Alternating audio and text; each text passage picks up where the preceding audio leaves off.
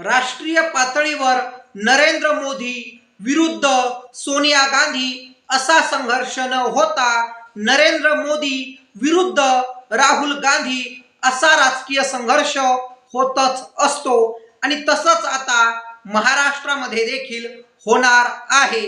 एकनाथ शिंदे विरुद्ध उद्धव ठाकरे असा राजकीय प्रसंग न येता तो आता एकनाथ शिंदे विरुद्ध आदित्य ठाकरे असा होणार आहे आणि तशी फिल्डिंग देखील उद्धव ठाकरे गटाने लावली आहे का असा प्रश्न देखील क्रिएट होतोच। कारण की चर्चा होऊ लागल्या आहे की युवराज आदित्य ठाकरे आता शिवसेनेकडून अर्थात उद्धव ठाकरे गटाकडून लोकसभेची निवडणूक लढवणार आहे आणि पुढचा शिवसेनेचा अध्यक्ष म्हणून आदित्य ठाकरे यांना प्रमोट करण्याची सुरुवात देखील ठाकरे गटाने केलेली आहे असं देखील बोलण्यात येतंय। कधी आदित्य ठाकरे महाराष्ट्राकडून लोकसभेमध्ये निवडून गेले तर मग जे त्यांच्या बरोबरचे नेते आहेत त्यामध्ये रोहित पवार, श्रीकांत शिंदे, अमित ठाकरे अशा युवा नेत्यांची नावं समोर येतात जे की 30 ते 40 वयाच्या अंतर्गत आहेत।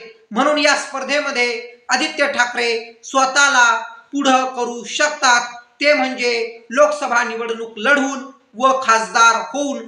तर खरंच उद्धव ठाकरे गटाचा आदित्य ठाकरे यांच्या संबंधी लोकसभेचा प्लॅन नेमका काय आहे आणि त्यामागचं डिटेल पॉलिटिक्स काय आहे तेच समजून घेऊयात।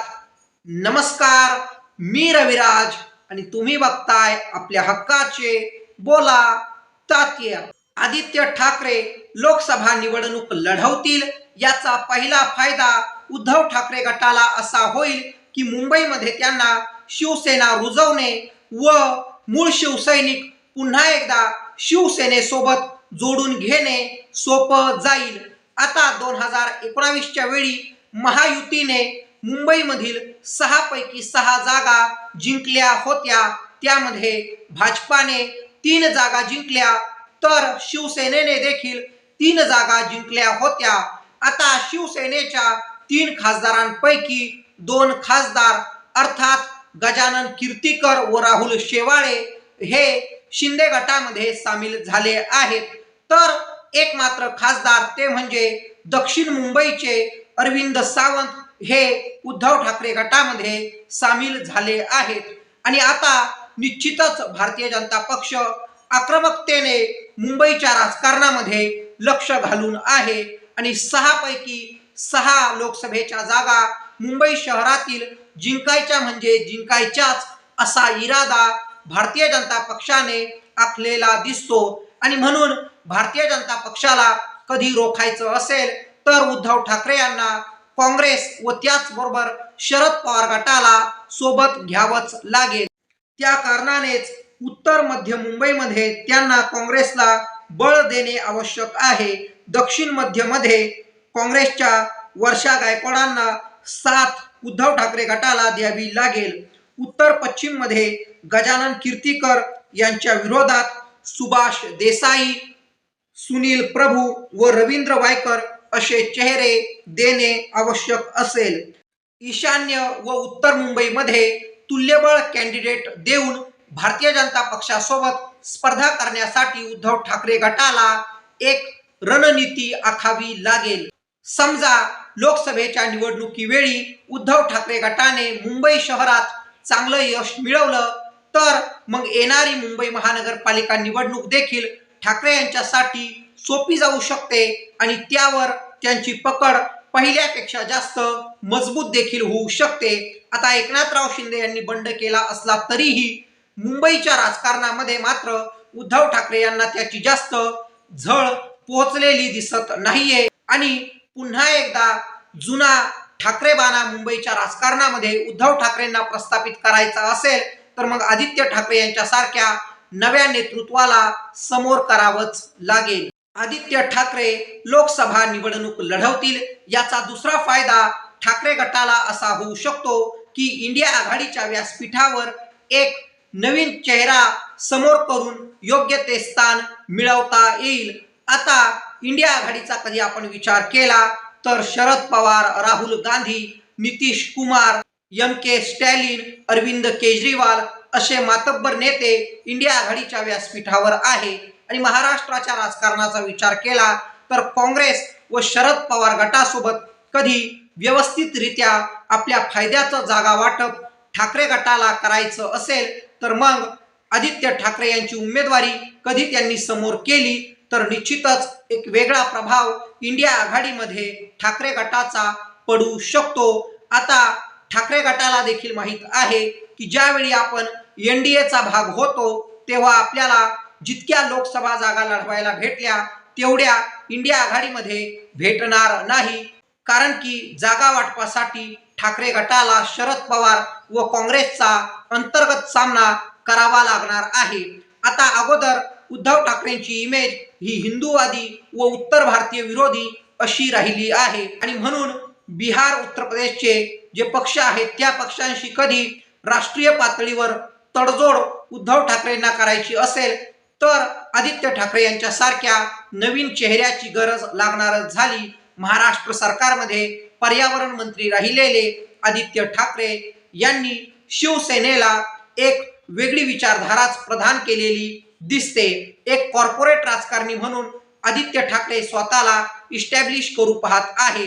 आरे सारख्या प्रकल्पाचा मुद्दा जोरदाररित्या पेटवण्याचं काम आदित्य ठाकरेंनी केलंच होतं. त्याचबरोबर जी नाईट लाईफ मुंबई शहरामध्ये चालत असे त्या नाईट लाईफला देखील समर्थन देण्याचं काम आदित्य ठाकरे यांनी केलं आहे आणि शिवसेनेच्या राडा संस्कृतीच्या पलीकडे जाऊन एक सौम्य मवाळ भूमिका आदित्य ठाकरे यांनी घेतलेली दिसते. म्हणूनच आदित्य ठाकरे यांना कधी समोर केलं तर इंडिया आघाडीमध्ये बार्गेनिंग पॉवर व जागा वाटपामध्ये उद्धव ठाकरे गट अधिक कम्फर्टेबल असू शकतो. आदित्य ठाकरे लोकसभा निवडणूक लढवणार याचा तिसरा पॉलिटिकल अर्थ म्हणजे उद्धव ठाकरे विरुद्ध एकनाथराव शिंदे ही पॉलिटिकल स्पर्धा रोखणे व एकनाथराव शिंदे विरुद्ध आदित्य ठाकरे असा राजकीय संघर्ष समोर आणणे.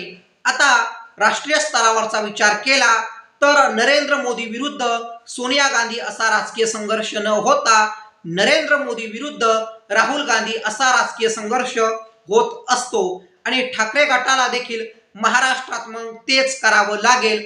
उद्धव ठाकरे विरुद्ध एकनाथराव शिंदे असा पॉलिटिकल संघर्ष न होता तो एकनाथराव शिंदे विरुद्ध आदित्य ठाकरे असा व्हायला हवा.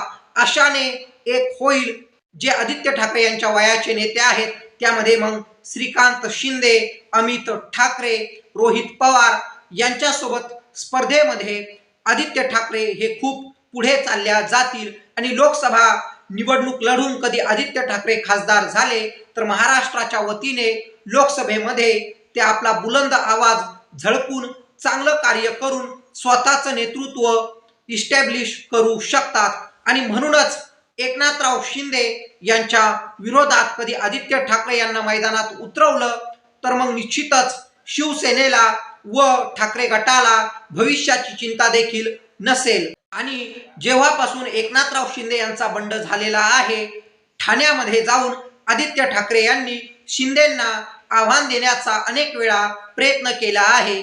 एक स्टेटमेंट देखील आदित्य ठाकरे यांनी दिलं होतं. ते स्टेटमेंट म्हणजे मी एकनाथराव शिंदे यांच्या विरोधात निवडणूक लढणार. एकतर शिंदेंनी मुंबईमध्ये येऊन माझ्या विरोधात लढावं किंवा मग मी ठाण्यामध्ये येऊन त्यांच्या विरोधात निवडणूक लढवेल. याचा अर्थ असाच होतो की एकनाथराव शिंदे यांच्या विरोधातला संघर्ष आदित्य ठाकरे यांना देखील हवा आहे. आता शिवसेनेचा चौथा फायदा आदित्य ठाकरे यांना लोकसभा निवडणूक लढवून होईल तो म्हणजे नवं नेतृत्व. नव्या नेतृत्वाच्या स्पर्धेत अगोदरच सांगितल्याप्रमाणे रोहित पवार, अमित ठाकरे व श्रीकांत शिंदे यांच्या पुढे कधी आदित्य ठाकरे यांना स्वतःला आणायचं असेल तर आतापासूनच तसा संघर्ष सुरू करावा लागेल किंवा आतापासूनच तशी आखणी करावी लागेल. आमच्या 2019 लोकसभेच्या वेळी देखील अशा बातम्या येतच होत्या की आदित्य ठाकरे लोकसभा निवडणूक लढणार, पण त्यांनी मात्र तसं काही केलं नाही. राज्यामध्ये राहून पर्यावरण मंत्रालयासारखं खातं आदित्य ठाकरे यांनी हाताळलं. त्यामुळेच एक वेगळी इमेज महाराष्ट्राच्या राजकारणामध्ये आदित्य ठाकरे यांची निर्माण झाली आहे. आता आदित्य ठाकरे यांच्या राजकारणाबद्दल बोलायचं झाल्यास वयाच्या 21व्या-22व्या वर्षापासूनच ते शिवसेनेच्या अनेक कार्यक्रमामध्ये सहभाग नोंदवू लागले.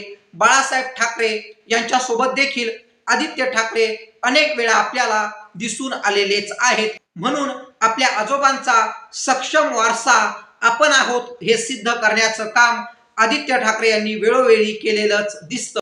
तरी देखील आदित्य ठाकरे यांच्या समोर खूप मोठं पॉलिटिकल भविष्य आहे आणि सध्याची सहानुभूती पॉलिटिक्स पाहता त्याला फक्त काही क्षणापुरतं मर्यादित न ठेवता व्यापक काळापर्यंत कधी आदित्य ठाकरे यांना घेऊन जायचं असेल तर सातत्याने संघर्ष करावाच लागेल.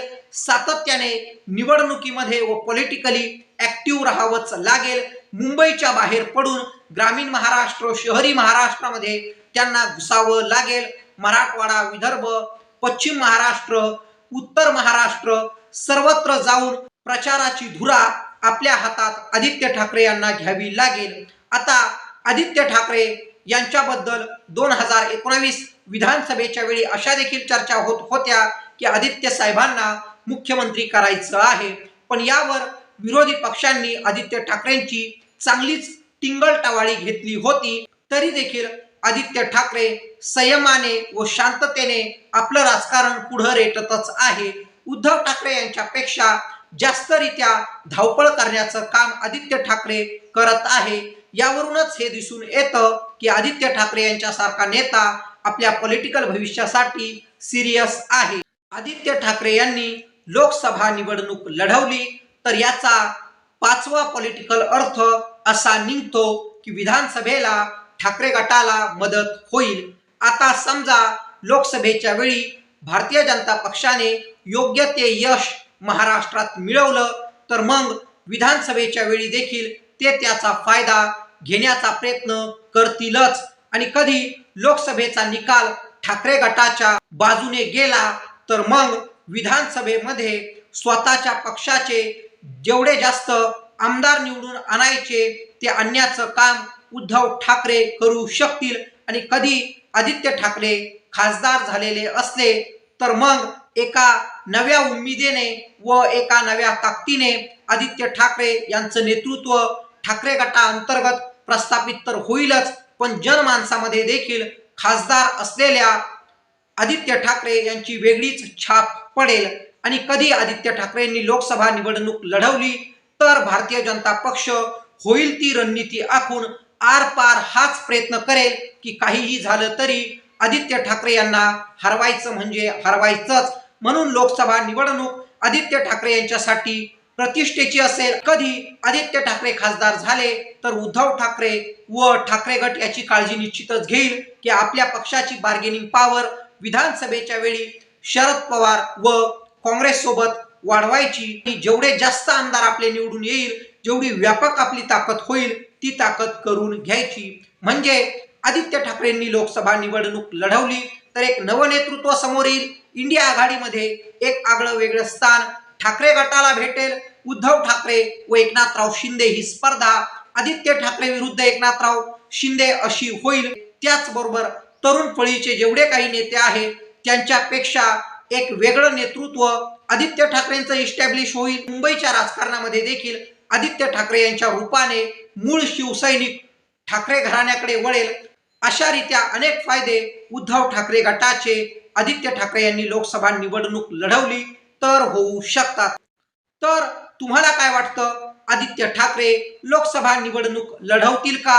आणि लढवली तर ते जिंकतील का? आणि जिंकले तर एकनाथराव शिंदे यांच्या नेतृत्वाला आव्हान ते देऊ शकतील का? का मग भारतीय जनता पक्ष व एकनाथराव शिंदे, अजित पवार मिळून आदित्य ठाकरेंचा लोकसभेला पराभव करतील?